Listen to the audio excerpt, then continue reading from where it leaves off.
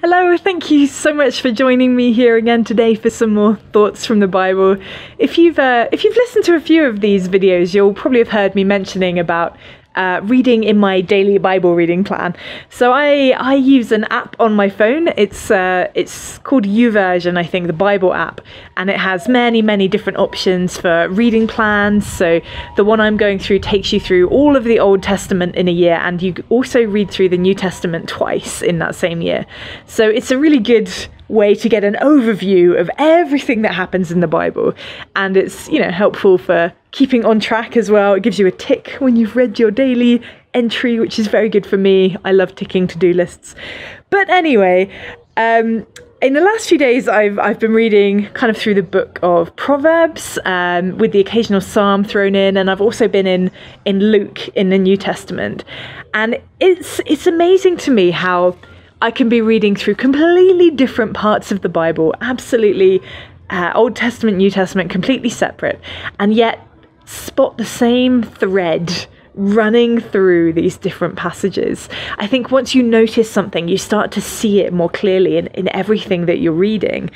And at the moment, it seems like every time I pick up this book, I'm finding a verse or two in different parts of the Bible that remind me how we are blessed to be a blessing. We are not meant to hoard the things that we have, but to generously impact the world with them. That doesn't only mean money. This isn't, some kind of message to ask you to give away all of your savings account or anything like that. You can bless somebody with time, taking an hour out of your busy day for a socially distant lunch, or, you can bless somebody with encouragement, stopping what you're doing and thinking of somebody and sending them a little message to say, just wanted to let you know that you're doing so well right now. Just to encourage them in what they're doing or how they're living, how proud of them you are, how you're so inspired by the way that they've managed through this COVID-19 time, even though it's been really hard. You have no idea, no comprehension. You may not ever know how big an impact those little blessings can have on people. Those things are so important to do. But of course, blessing can be a monetary thing as well. In Uganda right now, in this country that I live in, the needs are huge because there have been so many people who have been unable to work for 4 months while the lockdown happened here in this country. Things have lightened a little bit now, but there are still so many who have been without food, without money, without anything at all.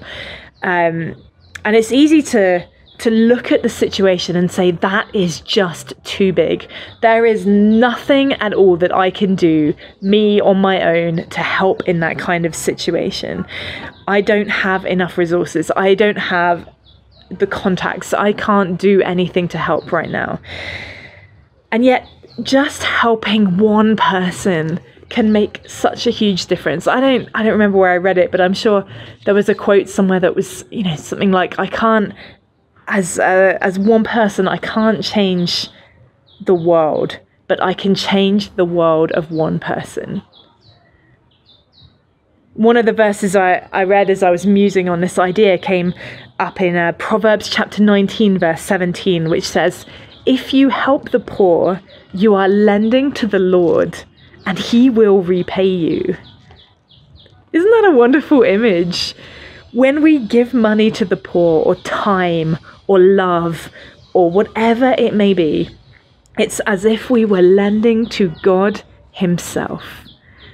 There is no one better to lend to. He will repay every penny with interest.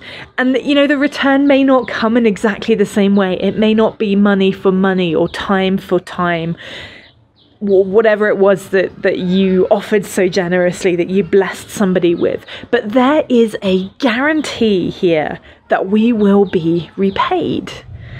That doesn't mean that we should only give for what we're going to get out of it. But what a wonderful reassurance it is to know that we can never, ever outgive God. He is in the business of out blessing us. But he can't do that when we cling so fiercely and tightly to everything that we have, to the stuff and the money and the time.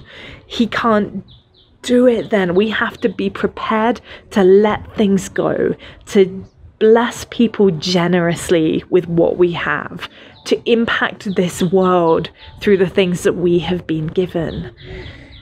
So I genuinely don't believe that there's any problem for a Christian to have money, but we do need to be careful, because it's all too easy for money, for wealth, to become our security and our foundation, when it's God and God alone who should be those things for us.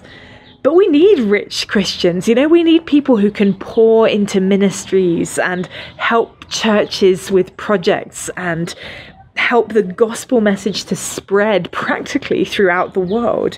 We need people who can share the wealth that God has so abundantly blessed them with to spread the kingdom of God. So Luke chapter 12 verse 21 tells us that a person is a fool to store up earthly wealth but not have a rich relationship with God. The first priority needs to be a rich relationship with God. That relationship is so important when it comes to money, to any kind of wealth. And if it is in place, then money will have no hold over us, and we will be able to give it away freely, never fearing that we will end up lacking ourselves. So if you're looking at the things that you have and you're questioning how you could ever do without them, how you could ever spare the time to invest into a person or a ministry, then the first thing that maybe you need to do is just check how your relationship is with God. How often are you delving into the Word? How often are you spending time with Him? The better our foundation with God, the easier we'll find it to be a blessing to others. The more we'll find ourselves blessed in return. You can never, ever outgive God. It is win-win all around. And I really do encourage you just to think of how you can be a blessing to people around you this weekend or this week. What one thing can you do?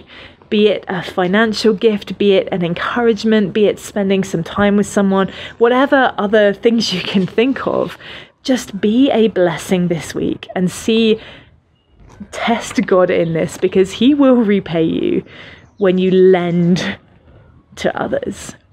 Thank you so much for joining me again. We are blessed to be a blessing this week. I will see you next time.